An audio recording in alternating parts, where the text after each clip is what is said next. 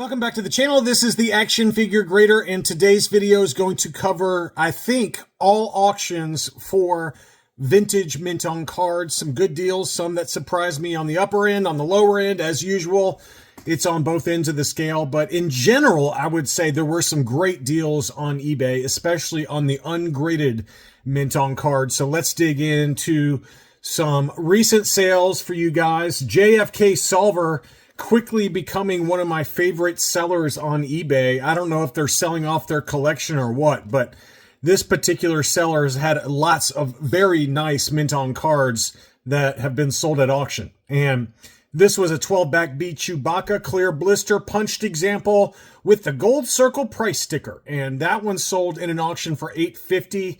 Looks to me about an 80 grade based on the condition. And it was a very, very clean example. And still crystal clear blister. Very good deal at $850 for a 12-back B. Same seller had the 21-back A for Luke X-Wing. This one did have some light edge wear on the left-hand side, but I still think it's probably either a 75 plus at worst or potentially even an 80 grade. It's somewhere in that ballpark, mainly because of that edge wear that you can see right here. But still, $817 was the final sales price in an auction. Punched example, again, Kmart price sticker there. Pretty decent deal, I think, for that Luke X-Wing. You're taking a little bit of grading risk on that if that's something that you grade. I don't know if this is a pin mark here in the lower right-hand corner or not, but it looks like it's got a little ink mark on the racetrack there. So not sure how that affects things, but in general, I feel like Luke X-Wing on 21 backs are pretty pricey when they're in very high grade. So $817, very much in line with fair market value. Probably a 75 plus. I didn't notice that crunch on the stem of the blister. That probably holds it back, I think, to a 75 plus, somewhere in that ballpark. Next up was a Greedo. Very clean example as well. Again, light edge wear on the left-hand side of the card, but unpunched, again, with a price sticker. A lot of scuffing on the bag. This is definitely at best a 75 grade, but it only sold for $380. So very good deal there. It looks like it's got a ding on the blister as well on the right-hand side. But, you know, in general, this seller seems to have great deals, auctions, lots of close-ups of the defects on the card and blister, and definitely one you want to keep an eye on because every week he's got more and more really nice options. Here was the Power Droid 21-back A. And again, probably about 75 grade condition just because of the scuffing to the card, things like that. But overall, pretty clean condition. The blister on this one in particular was very nice, which is always tough with the Power Droid because it's such a long stem and such a wide blister that oftentimes these ungraded examples can get messed up really quickly with the blisters. So $405 to me feels like a really good deal on that. I mean, again, it's not perfect, but it's pretty darn nice. Better than most, and $405 was a good deal there. The Death Star droid, that one also sold for a good deal. 21-back A, AFA 80 on this one. 80, 85, 85s. And it was punched, and otherwise very clean. And $605, that's a pretty good deal. That's a pretty darn good deal for a very nice-looking 21-back A. R5D4, this one went for $1,035 in an auction. Straight 80s for the subscores. Again, a punched example. $1,035 for an AFA 80. That's probably in the ballpark of correct to me. This was a 21-back B as well, which I think is maybe a little harder to find than the 21A. Maybe not that much harder, but you know, you see them pretty regularly, but it's definitely a very desirable mint on card, in my opinion. And $1,035 is very well within fair market value, in my opinion.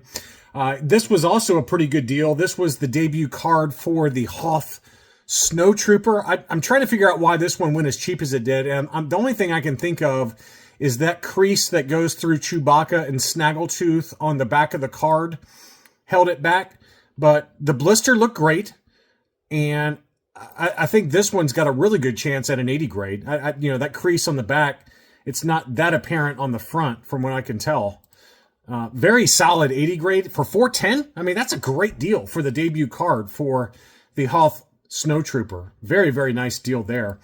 He also had the EV99 Power the Force card. Very light yellowing to this one. I mean, this is as close as you can get to a clear blister without it being a clear blister. I mean, look at that. That is a beautiful example. AFA 80, 80, 80, 85. Again, it's got the yellow designation, but it's not really that yellowed. Unpunched, no price sticker for $5.55. Another really good deal on that auction there. So I think every one of those were from JFK Solver. I don't know if I have any more from him coming up, but we'll take a look. Next up was the 47 back for Luke Skywalker Hoth Battle Gear. And this one was labeled a clear blister. And, you know, it might be the lighting, but to me it looks like it's starting to yellow just a little bit on that blister. It's very faint, but it's there. And that's kind of a common thing, is that usually with the 45 back, the debut card, they don't really yellow that much. But the 47 back, for some reason, for Luke Hoth, does usually yellow. I don't know why that is, but almost every one that I see does yellow. It's got to be a factory thing. It looks like this one is got a U on the back by the proof of purchase. So this was the Unitoy factory. So it must be something with their particular parts that they use to assemble these that cause the blister to yellow. But again, it's not bad, but it's there. I think it's definitely starting to yellow from what I can tell for that one. But anyway, still a very nice example. $900 on that closeout sale for 99 cents. Man, to go back and get those for 99 cents back in the day. The Muffin Man had some mid-grade items that I wanted to cover. The first one being a 31 back B Leia Bespin clear blister, UKG 75 on this one, and it looks like a 75. You know, it's just some light edge wear really to the card that held it back. And the sub scores on that, 75, 85, 85. And, you know, you could say it seems a little harsh, but, you know, the more I look at it, it's got just enough edge wear to be noticeable on each side of the card. And when that happens, they're going to ding you for it. I mean, that's just the way it is. When it presents from the front and you can see the kind of edge wear going all the way around it, even if the rest of the card's in pretty good shape, they'll give you that 75 every time. And I think that's the appropriate grading for this one. Very nice, though. And 400 pounds was the final sales price, $527. Pretty good deal there. Walrus Man was a 75 grade. This was the 41 back A survival kit offer. Toys R Us price sticker. Again, this edge wear is even more noticeable than the Leia Bespin. But you see how you have that edge wear going all the way around the card, really noticeable at the top there, and then on the right-hand side.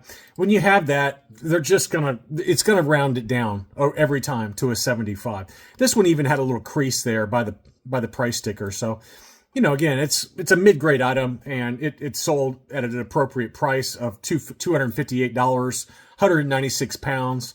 But, you know, that's why it got the 75, is all that edge wear. Here was the Power Droid. This one got a 75. And let's see if we can look at the label and tell the story. So the card got a 70 on this one. Blister 80, figure 85. And, you know, I'm trying to look and see if I can figure out why it got the 70 grade. There must be a pretty noticeable crease somewhere. It does have a little bit of wave to it, but that's not enough to give it a 70. I think it's because in that bottom right-hand corner, there's something going on. There might be a pinhole or something there. The rest of the card looks pretty good. I mean, you can maybe make an argument below the ages 4 and up that there might be some litho tears going on there, but very minor. So the only thing I can think of as to why this got a 70 really is there's a pinhole or something going through the card, or there's a crease that's just not showing up that well on the card from the photos. So seems a little harsh to me, but that's what it got. So 75 overall, 70 for the card. And that one sold for $606, which, you know, there's certain characters on ESB card backs that are tough to find in high grade. The Power Droid, for some reason, the Jawa is another one. That those two on Empire Strikes Back cards, you wouldn't necessarily think that they're that difficult to find super clean, but those two are, and they do tend to go for a pretty significant price premium. This was that interesting Greedo where the UKG label says I misprint. And I don't know, I mean, yes, I agree that the eye is the white of the eye on the right eyeball, it's too far in towards the nose. But is that really enough to warrant having that on the label? I guess so. I mean, it does look like he's looking sideways. It is noticeable when you look at it, but I'm a little surprised that they even labeled that on the label there. And again, this is another one that probably all came from the same collection just based on the edge wear. That's the one thing that you can usually see when you have these resellers on eBay, Jada 34 and some of these others that sell a lot, over time. And when you see the same edge wear, the same price stickers, you can just tell they all came from the same collection. So this is another one that's got a 75 grade, mainly because of the edge wear to the card on all sides there. So that one sold for 410 pounds, which is $540. Big number there, but that's what it sold for. So interesting. Dengar on the 41E. This is a common card for Dengar. This one is clear blister, which is nice. That one sold for $301 US dollars or 229 pounds. Another UKG 75, but that was a very nice looking Dengar. Usually the blisters are all mangled for Dengar, just because, again, they're so big. But that was a beautiful blister on that one. Again, this is just edge wear again. So same collection, most likely, but all of these just had edge wear all around the cards. This Biker Scout, this seller, Muffin Man, had two different Biker Scouts. First was a yellowed 77 back. That one sold for $258, which is 196 pounds. And that one was an unpunched example, yellowed 80. But they also had a 75 grade for the 65 back made in Mexico. So this is the made in Mexico for the U.S. market with the short mouth Lily Letty Biker Scout. That one sold for a little bit more, obviously. Clear blister, as most of them do stay. 245 pounds or $322. And yet another one from JFK Solver. So this was a 65B, and this is not a Lily Letty. This one is made in Taiwan. As you can see on the back of the card, lower left-hand corner, figures made in Taiwan. AFA 80 plus, 80, 85, 80 with a yellowed blister. Unpunched, no price sticker. Very nice. That one sold for $338. So pretty comparable to the Lily Letty in a lower grade, but the Lily Letty had a clear blister, and obviously it's a foreign-made item, so you're going to get a little bit of a premium there versus the U.S. that was a little bit higher grade, but yellowed blister and unpunched. And they both sold for about the same price. Next up was Boba Fett. This one was an AFA 70, so not the highest grade. 65 back C. I'm actually surprised that this one went for the price it did at $11.75. It feels like you have to get above 75 grade for mint on card Return of the Jedi Boba Fett's lately to get above 1,000. It seems like they've been coming down in price so significantly, especially when they got this yellowed of a blister. I was expecting this one to stay under $1,000, but this one did sell at $11.75. Back to the Muffin Man for a Power of the Force Luke Jedi, always a desirable one. This one was another 75 grade. Unpunched, no price sticker. This really presents nicely for a 75. And I thought that was a good deal at $412 US dollars, which is $313. Usually when you get into the 80 grades, and especially when they're unpunched like this, you can really add about $200 to $300 minimum, if not higher than that. And 85 grades can very routinely go for over $1,000. So I thought that was a pretty decent deal for a 75 grade Luke. Next up, Pop-Up Magic Games is another seller you see on eBay. He had some kind of budget-friendly items that I wanted to show, although this Stormtrooper went for more than I expected, given the damage to it. I mean, look at all the damage to the card on this one. Still sold for $330. That feels like an overpay to me. The Wicket was in really good shape. That one did sell for $345, although that one was in nice shape. It had yellowed, obviously, on the blister, but it was unpunched, very clean, 80 grade at minimum. Chewbacca was still clear blister. This one was a 77 back, very clean condition, unpunched. That one sold for $255, which I thought was a steal for a clear blister with the alternate image Rockstar Chewbacca on the card back. So great deal there. I take it back. It did have a little bit of creasing there on the left-hand side, so that's what held it back.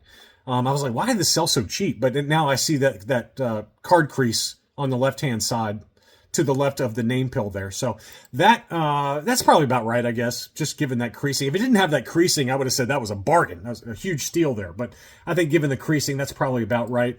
He also had a Transition 48 back free 9-num offer for Dengar. Again, budget friendly. It was still clear blister, which is nice, but it did have a big ding on the top of the blister, so that held it back. 178 for that one. And then the Death Star droid was a 65 back, and the blister was in pretty nice shape, clear blister. This has got to be a 65A.